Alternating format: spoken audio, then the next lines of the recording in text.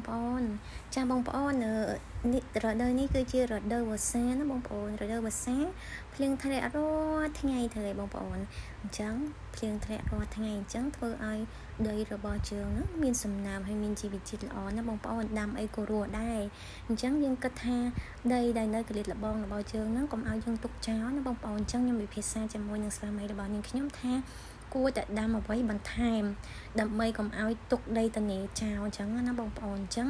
ជើងត្រូវតែមានរបស់ដែលដោតនៅតាមនឹងហើយដើម្បីឲ្យវាដុះលូតលាស់អញ្ចឹងនិយាយថាយើងកុំទុកចោលអីអញ្ចឹងយើងនឹកឃើញថាដាំអំពៅទៅព្រោះអីអំពៅយើងក៏អត់ចាំបាច់ត្រូវការថែអីច្រើនដែរយើងដោតចោលទៅជីកដាក់ទៅភ្លេចខ្លួនបានអំពៅញ៉ាំត្រូវឯងបងប្អូនចាអញ្ចឹងជើងដាក់ដាំទៅមកជួរហ្នឹងប្រហែលជាមិន10គុំណាបងប្អូនចាអញ្ចឹងនេះបងប្អូនឃើញអត់ដីខ្ញុំតូចទេតែខ្ញុំបច្រៀតគ្នាអញ្ចឹងណាដាំនេះដាំនោះតិចតួចទៅដើម្បីឲ្យបានគ្រប់មុខអញ្ចឹងណាបងប្អូនអញ្ចឹងអើយពួកអីដីនឹងល្អបងប្អូនអញ្ចឹងនិយាយថាខ្ញុំដាំអីអញ្ចឹងក៏រស់ល្អដែរអំណោយផលល្អហ្មងណាបងប្អូនចាបងប្អូននេះខ្ញុំបានទៅជួយដាំស្វាមីរបស់នាងខ្ញុំដែរចង់និយាយថាចេះដាំអំពៅ2នាក់មើលចង់ដឹងថានៅពេលដែលអំពៅវាធំហើយល្មមញ៉ាំតាមអំពៅនឹងវាផ្អែមយ៉ាងណាទៅបងប្អូនចាអើយបងប្អូនអើ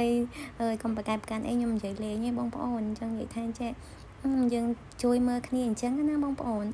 ជួយមើលគ្នាថាដាំធ្វើមិនខ្មិចសមដាំកន្លែងណាហើយកុំឲ្យច្អៀតគ្នាកុំឲ្យបច្រៀតគ្នាអីអញ្ចឹងណាបងប្អូនចាអញ្ចឹងយើងត្រូវចេះជួយគ្នាធ្វើជាប្តីប្រពន្ធនឹងគ្នាយើងត្រូវអត់ត្រូវប្រចាំគ្នាអត់ត្រូវ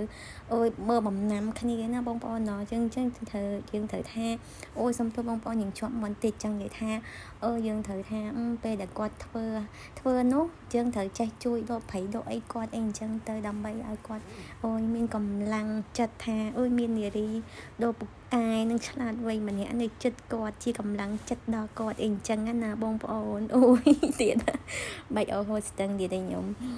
យើងនិយាយថានេះគាត់ចង់និយាយថាគាត់ចង់ដាំថាទៅក្រោយទេតែខ្ញុំថាដាំកន្លែងនេះទៅសមមកទៅគាត់ថាអំពៅដើមធំណាអំពៅមិនដើមតូចទេណាអូនអញ្ចឹងនិយាយថាពេលដែលវាធំទៅវាបែកម៉ៃសាខាអីអញ្ចឹងណាតែខ្ញុំថាអត់អីទេដីយើងតូចអញ្ចឹងខ្ញុំចង់ថាដាំធ្វើមិនឲ្យចំណេញឲ្យបានច្រើនគុំអញ្ចឹងណាបងប្អូនពួកអីបងប្អូនអើយខ្ញុំមិនដែរដាំអំពៅដែរទេខ្ញុំដាំលើកទី1ដែរទេបងប្អូនសាកណាបងប្អូនអញ្ចឹងអត់ដឹងថាអំពៅហ្នឹងនៅពេលដែលបែកគុំទៅបើប៉ុណ្ណាហើយរយៈពេលប៉ុន្មានហើយយើងបានផលបានញ៉ាំអីអញ្ចឹងណាបងប្អូនអញ្ចឹងពេលអ្នកស្វាមីរបស់នាងខ្ញុំហ្នឹងសាកដាំជាលើកទី1ឯងបងប្អូនអើយចង់និយាយថាពូជហ្នឹងក៏សុំបោះមីងនៅចិត្តខាងដែរបងប្អូនឃើញគាត់ដាំល្អដល់ពេលអញ្ចឹងសាកសុំគាត់យកមកដាំដែរអញ្ចឹងណាបងប្អូនយើងដាំលេងទៅតិចទៀតយើងបានអំពៅញ៉ាំដូចគាត់ដែរកុំឲ្យថាគាត់ដាំបានញ៉ាំមិនក៏យើងដាំបាន